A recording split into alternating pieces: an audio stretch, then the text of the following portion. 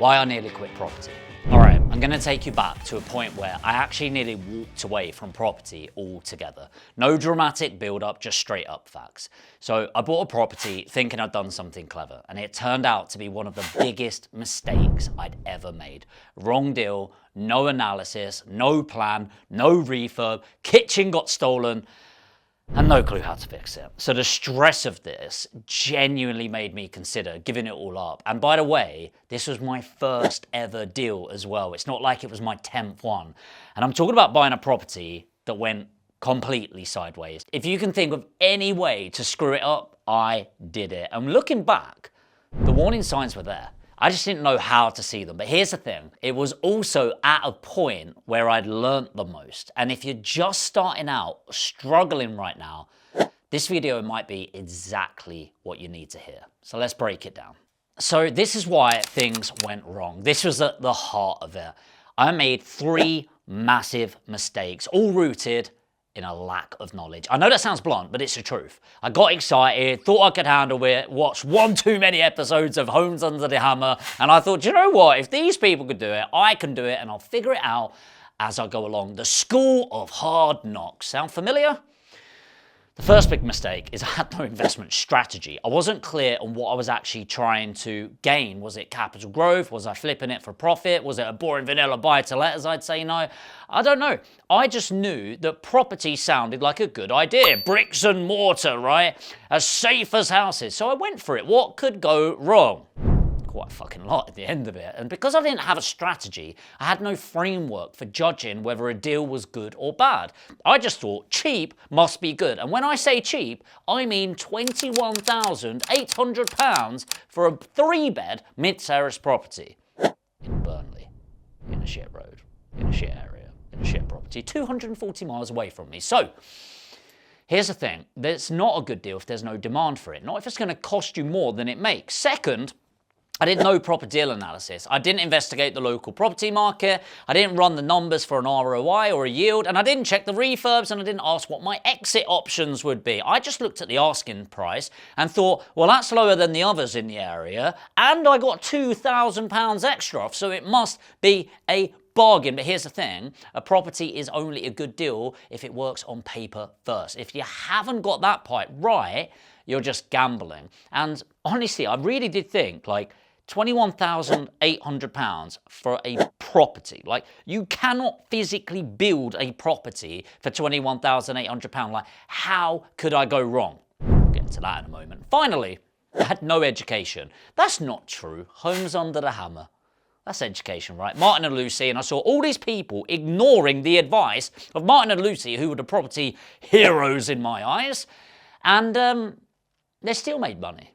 And I thought, well, I could do it better than them because I'll actually listen to them. No training, no mentoring, no one to sense check what I was doing. And so all I was doing is watching a few YouTube videos like you are now, but there weren't really the same types of videos back then. And I was picking up random tips on social media, so I didn't even know what to listen to, or more importantly, who to listen to, and thinking I had it all figured out. And the reality, I didn't. And I can tell you now, ignorance is not bliss. It's the most expensive mistake you'll ever make in property.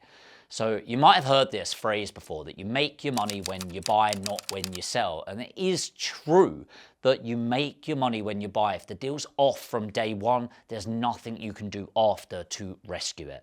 Measure twice, cut once. So let me walk you through exactly what happened. I was living in London at the time, and I spotted this property up north. Now, the reason I started looking up north is because I needed a mortgage. I had around 20,000 to invest, not even the 21,800 that I did. I had 20 grand to invest, which was begging, borrowing, and not stealing, but working, hustling, really working hard to get this money. And I wanted to get things right. But of course, I was at university in my last year. I could not get a mortgage. I was living in London at the time and hadn't really spent much time venturing outside of that. My entire life had been Kent and London. And to give you an idea, I'd never been north of Birmingham. And that was one time getting a nosebleed from leaving London. So I thought, right, why not? Went up there, well under market value for the area, and straight away I thought I'd found a hidden gem. No second thoughts, no real analysis, just excitement. I saw some pictures, made an offer, I got accepted, and then I went into like, oh my God, I'm £3 short. Friend gave me £100, family member gave me £500. Suddenly I had the money. So I didn't do a full structural survey. In fact, I didn't get a survey at all. Didn't ask enough questions. Didn't double check the area or rental demand. I was focused on getting the deal. And getting a deal was getting it cheap. And I thought speed was the most important thing. By the time I completed, picked up the keys, reality started to kick in. How am I going to get it refurbed? How am I going to find an electrician? How am I going to find a plumber? How am I going to do this? But luckily, Steve next door. We'll get to that in a moment. Steve next door, the good man, offered to fit the kitchen.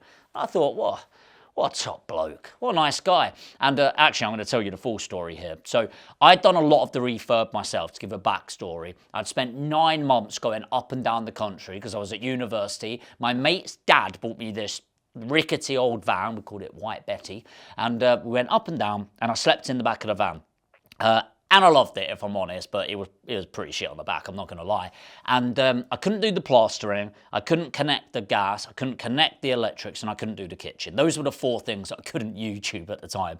So I'm not saying you should do this, but at the time, paid a Sparky, an electrician, to connect the wires to the box, paid a gas fitter to do that, and then Steve next door was going to do the plastering and the kitchen. And we started with the plastering, and actually, to give you an idea of how we negotiated the price, I can't remember the exact numbers. He wanted £3,000, I wanted it at 2.5, and we flipped a coin, heads or tails. And he ended up winning, but he graciously agreed to meet me in the middle at £2,750, and I paid him in cash up front. I know. Bear in mind, I was like 19 turning 20. Give me a little bit of slack. So I thought, top bloke. And I checked in, I thought, I'm going to crack on with my uni exams. He was like, I live next door, I'll sort it out. So a few months later, I thought I'd go check on progress. So I texted him, how's it going? Oh, mate, slight delay. This is building up. I need to finish a job around the corner. I'm getting started with yours. So I was like, okay, no worries. Well, I own it in cash. It doesn't cost me anything. As long as it's done by the end of my exams. Absolutely. Text him 3 weeks later. Can I get some photos, mate? No photos come through. Just went, yeah, halfway through, mate. I'll text you when it's done.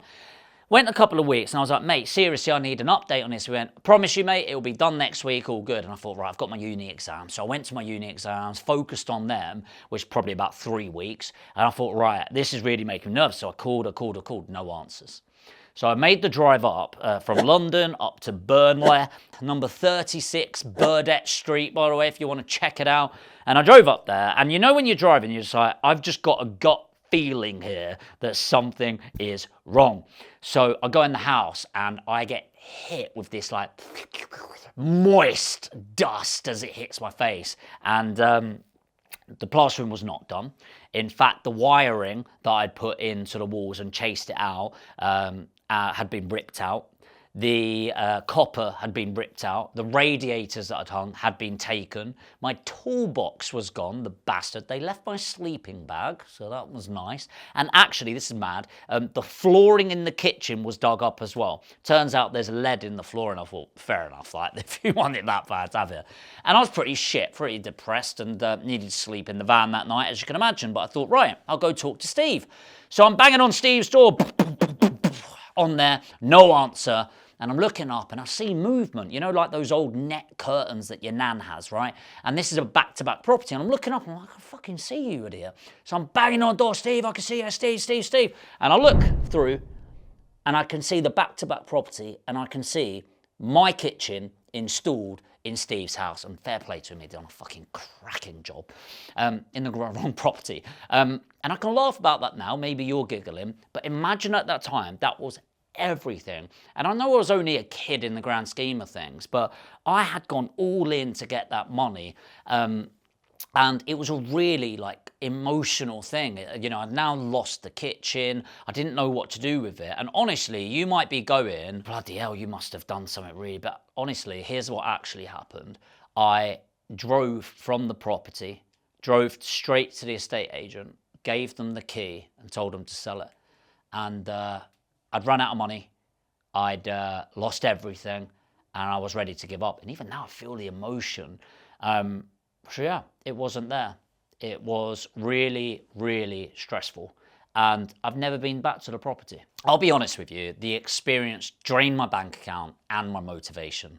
And after selling that property, which I think I sold it for about 25 grand. So after selling that property, I had a few years out. I made it so much about me. I made it the people are going to take advantage of me. I'm not cut out for this. I'm too young. I'm an idiot. All of that sort of thing. If I'm honest, I've given up on myself. And I don't know if you can relate to this. Have you ever had somebody do something to you and it makes you question who you are? And the reality is that's just not the case, obviously. And so it took me a few years of working on myself. And what if I'd never changed my mind? So I told myself that story. What if I'd stuck to it? I certainly wouldn't be here today filming this, I could tell you that. And I wouldn't have had the business that I've got now, and I certainly wouldn't have shifted my financial position. And I remember thinking, if this is what property is like, maybe it's not for me. And the reason I'm sharing this with you is you're going to come across moments in your life where you are confronted. And you've got to work through that. You've got to have the mindset. Dr. Demartini says, the skill set without the mindset will leave you upset. So here's what I learned from this and what you need to do differently. Let me break down what I should have done and what you can take from this to avoid the same nightmare. So first of all, start with real education. And yes, I've got an education course. I respect that. But before you even think about viewing properties, get clear on your strategy. Are you building income? Are you building equity? Is it a retirement plan? There are different strategies for different goals. And if you don't know your aim, how do you know how to get there? It's kind of like getting in a taxi and just going, drive. It's like, well, that's never going to end well. And often, I see that a lot in property, where you see people egging each other on, go, go, go. Yeah, you're doing really well. Keep on moving. And then as a mentor, I'm like, where are you going? It's that way. Right? And it's so funny to watch, but not funny for the person that's pouring their heart into it in the wrong areas. So get an education, get your strategy so you know what to execute on. Number 2, learn how to analyze property deals properly. This means understanding yield, ROI, refurb costs, exit strategies. And again, remember, first of all, get a good deal on paper and then look at it in reality. And if it doesn't stack on paper, then it's definitely not a deal. But remember, there's the theory and the execution, and it's not about paying cheap, it's about getting the value. Number 3, budget properly for the refurb and build value into it. A solid refurb doesn't just make a property look nice, it allows you to increase rent, could increase the value, could reduce the maintenance issues, and more importantly for me, attract a different type of tenant with higher standards.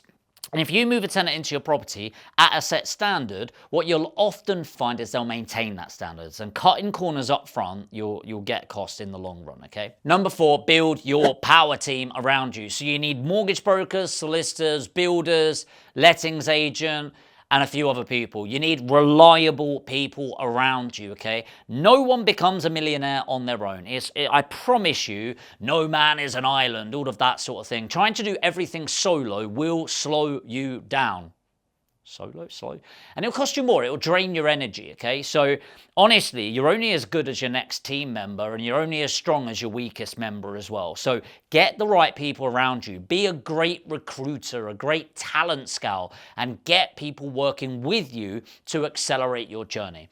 Number 5, understand property management. So whether you do it yourself or outsource it, you need a system. And I'm just going to tell you now, do not manage your own properties. It's a fucking nightmare. Just seriously. I own a letting agency and it's still bloody stressful. Tenancy agreements, legal compliance, maintenance, rent tracking, chasing people, tenants thinking it's optional to pay their rent.